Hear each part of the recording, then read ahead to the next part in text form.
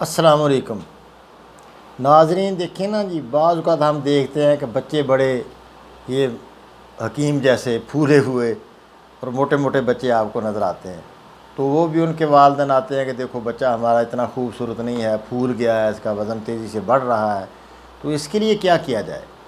تو یہ بھی بڑا ایک موضوع، اہم موضوع ہے کہ بچے وہ سمارٹ ہی ہم دیکھنا چاہتے ہیں، اپنے بچے ذرا سمارٹ بچوں جیسے ہی ہوں، تو پھولے ہوئے بچے نہ ہوں۔ تو یہ بھی بہت یقین کرو آسان، بہت آسان، رطوبتیں اس میں زیادہ ہو جاتے ہیں۔ یہ اعصابی بچے ہوتے ہیں، یہ پڑھنا بھی ذرا ان کو مشکل ہی ہوتا ہے، ذہین تو بہت ہوتے ہیں لیکن ہمت نہیں ہوتی ان کے اندر، تو کھیلنا کودنا بھی ان کے لیے مشکل ہو جاتا ہے، بڑے سست ہوتے ہیں، جس جگہ پڑھیں بس ادھر ہی پڑھے، کئی باتوں کی ایک بات بیچارے بتاتے ہیں، ہمت نہیں ہوتی ان کو، ڈرتے ویسے بہت ہیں یہ بچے۔ تو ان پھولے ہوئے بچوں کا کیا علاج ہے؟ 2 ملین اور 3 شدید سے ہوگا۔ 2 ملین کیا ہے؟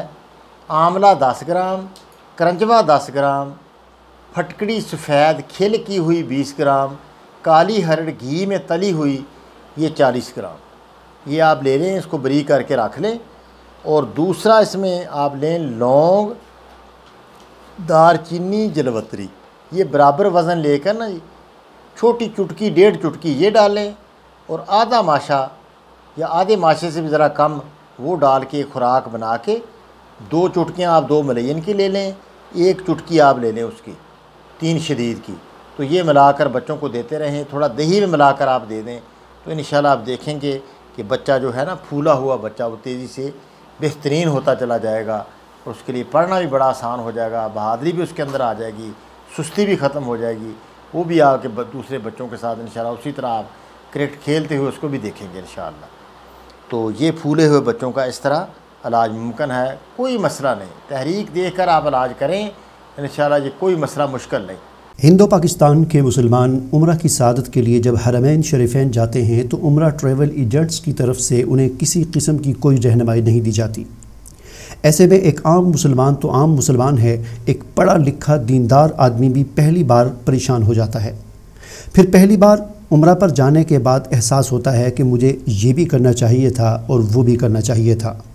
ان تمام مسائل کے حل کے لیے ہم نے حج عمرہ گائیڈنس کے نام سے اپلیکیشن تجرباتی بنیادوں پر لانچ کی ہے، جس کو بہتر سے بہتر کرنے کی کوشش کی جا رہی ہے۔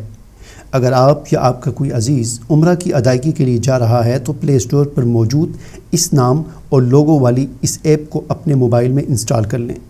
یہ ایپ آپ کو بہت گائیڈ کرے گی۔ حرمین میں مجھے دعاؤں میں ضرور یاد رکھیں اور اس ایپ کی بہتری کے لیے بھی دعا کریں۔ جزاک اللہ خیرہ۔